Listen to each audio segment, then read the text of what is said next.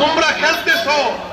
হেফাজতে ইসলাম always fight for right, অধিকারের জন্য, মানবতার জন্য তারা সংগ্রাম করবে। প্রয়োজন হলে আবার একটাও সাপ্লাই ডাকতে পারে ইনশাআল্লাহ।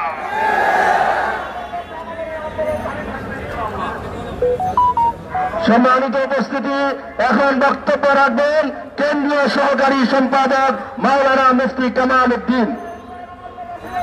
বিসমিল্লাহির রহমানির রহিম। সম্মানিত তাওহীদি জনতা, আজকের এই বিক্ষোভ সমাবেশ নারী জাতির ন্যায্য অধিকার প্রতিষ্ঠার দাবিতে হেফাজতের নেতাকর্মীদের নামে মিথ্যা মামলা অনতিবিলম্বে প্রত্যাহারের দাবিতে ইসলাম নারী জাতির যে ন্যায্য অধিকার প্রদান করেছে এবং বাংলাদেশের সংখ্যাগরিষ্ঠ মুসলিম নারী জাতির চেতনা সভ্যতা বিরোধী যেই প্রস্তাবনা নারী কমিশন সরকার বরাবর প্রস্তাব করেছে, এই প্রস্তাবনা এবং কমিশনকে অনতি বিলম্বে বাতিল না করলে হেফাজত কঠোর থেকে কঠোর কর্মসূচি দিতে বাধ্য হবে। আমরা শেষ পর্যন্ত আমাদের দাবি আদায়ে মাঠে থাকবো ইনশাআল্লাহ।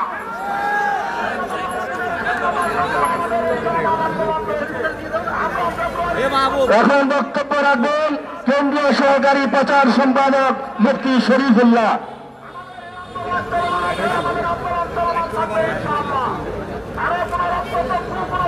হেফাজতে ইসলাম বাংলাদেশ ঢাকা মহানগর কর্তৃক আয়োজিত আজকের সভার সম্মানিত সভাপতি, বিক্ষুব্ধ জনতা, আপনারা সবাই জানেন আমরা আন্দোলন সংগ্রামে সব সময় মাঠে ছিলাম, এখনো আছি, সামনেও থাকবো ইনশাআল্লাহ।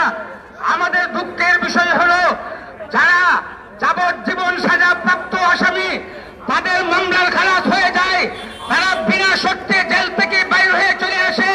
হেফাজতে ইসলামের নেতা কর্মীদের বিনা কারণে মামলা হয়েছে, সেই মামলার এখন পর্যন্ত কোন সুরাহা হয় নাই। অনতি বিলম্বে হেফাজতে ইসলামের মামলাগুলো প্রত্যাহার করতে হবে।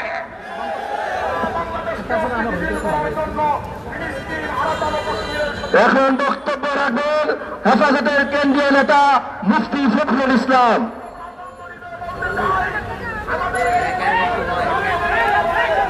সংস্কারের নামে কোন কুসংস্কার গ্রহণ করা হবে না। মহারত্নাতে আপনারা হিন্দু মহিলা 90% মুসলমানের বাংলাদেশে নারী কমিশনে কাতারি ইশারায় প্রবেশ করে না জিজ্ঞাসা করতে চায়। নারী কমিশন বাতিল করবেন, তাদের প্রস্তাবনা বাতিল করবেন, না হয় খেলা দেখবেন, খেলা দেখবেন। হেফাজতের মামলা প্রত্যাহার করবেন, নচেত আরেকটা শাপলা চত্বর নয়, মহাচাপ্পার শাপলার গণ সমাবেশ দেখবে। বাংলাদেশে কোন প্রকার করিডোর গ্রহণ করা হবে না। করিডোর বন্ধ করেছেন ত্রাণের নামে, আবার ওদেরকে আনার পায়তারা করবেন। মনে রাখবেন, সাবেকরা ভারত গেছে, আপনারা আমেরিকা যাওয়ার জন্য পুটাপাটলি গোছান।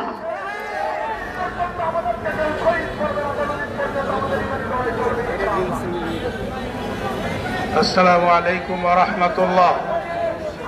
সংগ্রামী তাওহীদি জনতা, গত 3 মে সরোয়ার্দী উদ্যান থেকে হেফাজতে ইসলাম বাংলাদেশ আজকে 23 মে গোটা বাংলাদেশের প্রত্যেকটি জেলা উপজেলায় বিক্ষোভ কর্মসূচি পালনের ঘোষণা দিয়েছিল। আমাদের দাবি ছিল, 1 নম্বর দাবি হলো, যারা 15-16 বছর নিরীহ সাধারণ জনতাদেরকে হত্যা করেছে, যারা শাপলা চত্বরে হত্যা করেছে, যারা 2021 সালে হত্যা করেছে, যারা জুলাই আগস্টে 2024 সালে হত্যা করেছে, তাদের সকল হত্যাকাণ্ডের বিচার নিশ্চিত করে আওয়ামী লীগকে নিষিদ্ধ করতে হবে। আমরা লক্ষ্য করেছি আওয়ামী লীগের কার্যক্রম নিষিদ্ধ হয়েছে, এখনো পর্যন্ত শেখ হাসিনার বিচার নিশ্চিত হয় নাই। বলি, শেখ হাসিনার বিচার ছাড়া বাংলাদেশে কোনো সুন্দর সুষ্ঠু নির্বাচন হতে পারে না। আমরা এজন্য সবসময় বলি, আমরা নির্বাচন চাই, কিন্তু হাসিনার বিচার আগে চাই। এজন্য আমরা বলছি, আংশিক দাবি পূরণ হয়েছে। নারী কমিশনের যে প্রস্তাবনা দেওয়া হয়েছে, এই প্রস্তাবনার ব্যাপারে এখনো সরকার কিছু বলে না। পরিষ্কার বক্তব্য, নারী কমিশন নিয়ে তাদের প্রস্তাবনা বাস্তবায়নের কোন ষড়যন্ত্র করা হলে তার পাল্টা জবাব দেওয়ার জন্য আমরা প্রস্তুত আছি। মামলা নিয়ে কথা তো আমাদের পরিষ্কার। ইউনূস সাহেবের মামলা উঠ্র হয়েছে, হেফাজতের মামলা কেন উঠ্র হলো না? জুলাই আগস্টের মামলা